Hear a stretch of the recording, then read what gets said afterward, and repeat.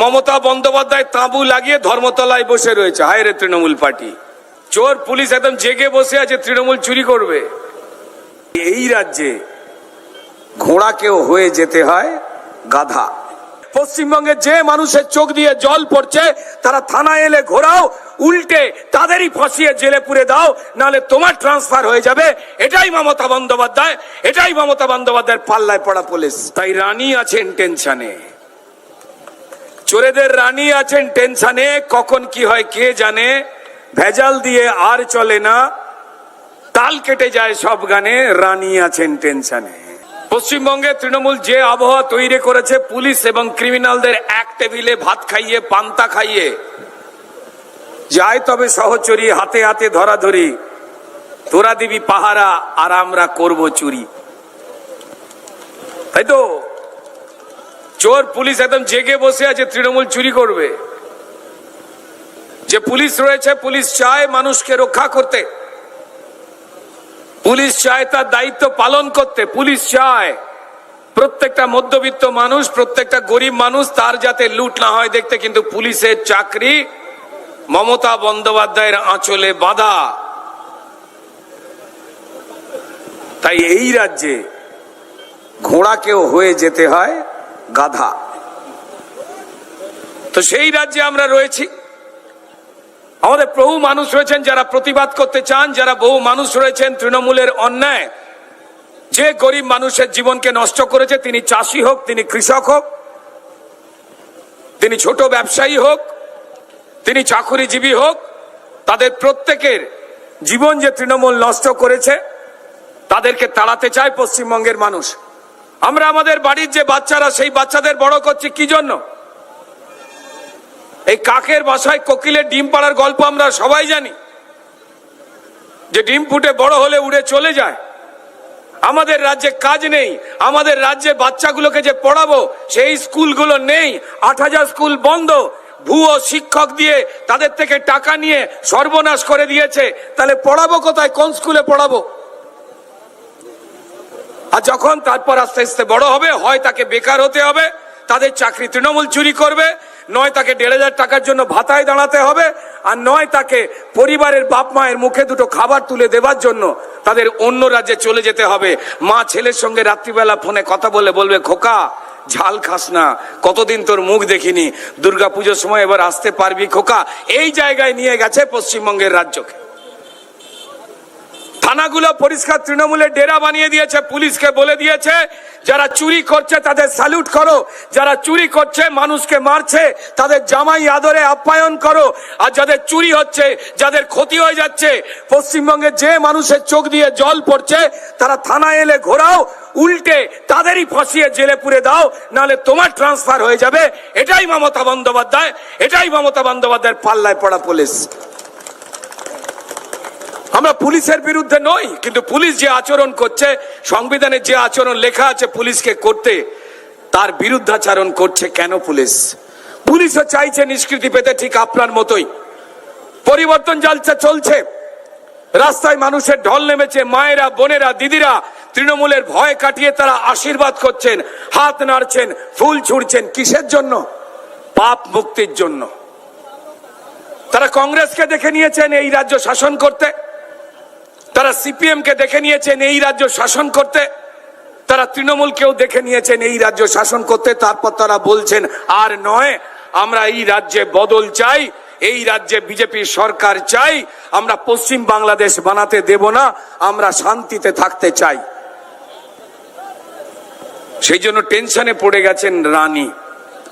আমি ছোট্ট একটু আপনাদের পছন্দের একটা কবিতা বা ছড়া যাই বলেন আমি লিখি, একটু তালে তালে তাল দেবেন, তাহলে আপনাদেরও ভাল লাগবে। মানুষ আর টেনশনে নেই, মানুষ প্রতিজ্ঞাবদ্ধ হয়ে গেছে, মানুষ জানে কাকে তাড়াতে হবে। সারা পশ্চিমবঙ্গ জুড়ে পরিবর্তন যাত্রা চলছে, সব জায়গাতেই আমরা প্রত্যেকেই ঘুরছি, আপনারাও রাস্তায় বেরিয়েছেন। এই নির্বাচন দুদিন পর ঘাড়ে নিঃশ্বাস ফেলছে, মমতা বন্দ্যোপাধ্যায় তাঁবু লাগিয়ে ধর্মতলায় বসে রয়েছে। হায় রে তৃণমূল পার্টি। আরে লোকে যেখানে যাত্রাপালা হয় বা নাটক হয় তার সামনে দেখবেন পর্দা লাগানো থাকে, নাটক শুরু হলে ঝাম্পাড়া ঝাম্পাড়া বাজে না বাজে, তারপর আস্তে আস্তে পর্দা খোলে। ধর্ণা মঞ্চে বাপের জন্মে পর্দা, সিনেমা হলের মতো, যাত্রা হলের মতো এই প্রথম দেখলাম। এ কি রে ভাই? রাস্তা দিয়ে আস্তে আস্তে দেখলাম তৃণমূলের প্রত্যেকটা পার্টি অফিস তালা পড়ে গেছে, বন্ধ। কিসের ভয়? পাবলিকের। হ্যাঁ, হবে হবে, সময় হয়ে এসছে। এতদিন ধরে যাদের লুট করেছো, মেরেছো, ধরেছো, অপমান করেছো, তাদের ভয়তে তোমাদের সব কটা অফিস বন্ধ হবে। তাই রানী আছেন টেনশনে, চোরেদের রানী আছেন টেনশনে। কখন কি হয় কে জানে। ভেজাল দিয়ে আর চলে না, তাল কেটে যায় সব গানে। রানী আছেন টেনশনে। একটু তালি মেরে মেরে হলে তো ভালো হয়। একটু তালিটা দি। রানী আছেন টেনশনে, কখন কি হয় কে জানে। ভেজাল দিয়ে আর চলে না, তাল কেটে যায় সব গানে। রানী আছেন টেনশনে। দাদা রাজ্য জুড়ে এসআইআর, দাদা রাজ্য জুড়ে এসআইআর। ভুতুড়ে ভোট পগার পর রাত্রিবেলা ঘুম হয় না রানীর, ঘুম ভেঙে যায় বারংবার। রানী আছেন টেনশনে। তবু ছক কষে যায় রানীর দল, ছক কষে যায় রানীর দল, ভুলবকে যায় অনর্গল। ছক কষে যায় রানীর দল, ভুলবকে যায় অনর্গল। ফোন দিয়ে আটে ভোটার লিস্টে কেমন করে মেশাই জল। রানী আছেন টেনশনে, রানী আছেন টেনশনে। এই লাখ লাখ ভাই নাম তো বাদ, লাখ লাখ ভাই নাম তো বাদ। ব্যানার্জি বাড়ির খালি ছাদ, কালো শাল কিনেছে মহারানী, নিজেই নিজের পাচ্ছে ফাঁদ। রানী আছেন টেনশনে। মিথ্যে কথার পাঁচালি শুনিয়েছিল না? বহুত বড় বড় কথা। মিথ্যে পরার পাঁচালি, জোর গলাতে চেঁচালি। মিথ্যে কথার পাঁচালি, জোর গলাতে চেঁচালি। শুকনো গাছে জল ঢেলে ভাই ফুল ফোটাবে কোন মালি। রানী আছে টেনশনে। শুকনো গাছে জল ঢালছে, রানী আছে টেনশনে। ভাই জোটবদ্ধ ভাই একসাথে, তাই জোটবদ্ধ ভাই একসাথে বাঁচতে হবে ডাল ভাতে। জোটবদ্ধ ভাই একসাথে বাঁচতে হবে ডাল ভাতে। চোর তাড়াতে লড়াই হবে, লড়তে হবে দিন রাতে।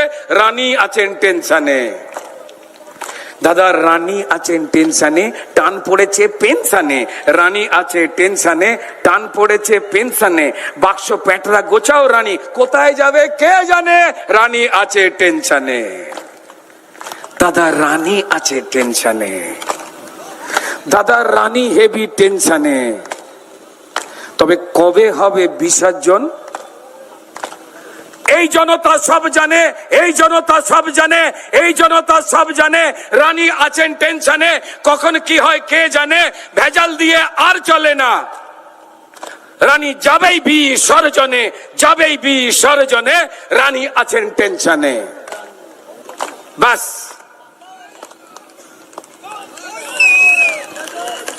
তৃণমূলের পার্টি অফিসগুলো রাস্তায় রাস্তায় গলিতে গলিতে বন্ধ কেন? অনুসন্ধান করতে হবে। যারা এখানে পুলিশ কর্মীরা রয়েছেন তাদের বলবো, আপনারা তো বিজেপি, কখন জল খাচ্ছে কখন ঢেকুর তুলছে, আপনারা তো সমস্ত ফটো তুলে দেন, নালে চাকরি থাকবে না। ভালো ভাই, আমরাও চাইছি যে আপনারা মুক্ত হন এই অপরাধ দেখে চোখ বন্ধ করে থাকা থেকে। শুধু আমি তৃণমূলের নব নেতা অভিষেক বন্দ্যোপাধ্যায় সম্পর্কে কয়েকটা কথা না বললেই নয়। দেখলাম কাল থেকে তিনি অনেক বড় বড় কথা বলছেন। রাজনীতিতে নতুন তো। তিনি বলেছেন যে কদিন আগে যখন আমাদের সম্মানীয় স্বরাষ্ট্রমন্ত্রী আমাদের নেতা অমিত শাহজি এসেছিলেন, তার সবাই নাকি ভিড় হয়নি। অবাক কাণ্ড। তারপর তিনি এও বলেছিলেন যে বিজেপির পরিবর্তন সভা যেখানে হচ্ছে, গ্রামের দিকে নাকি জেসিবি দিয়ে মাটি কাটলে তা দেখতে আরো বেশি ভিড় হয়ে যায়। এই ভিড়ও তিনি দেখতে পাচ্ছেন না।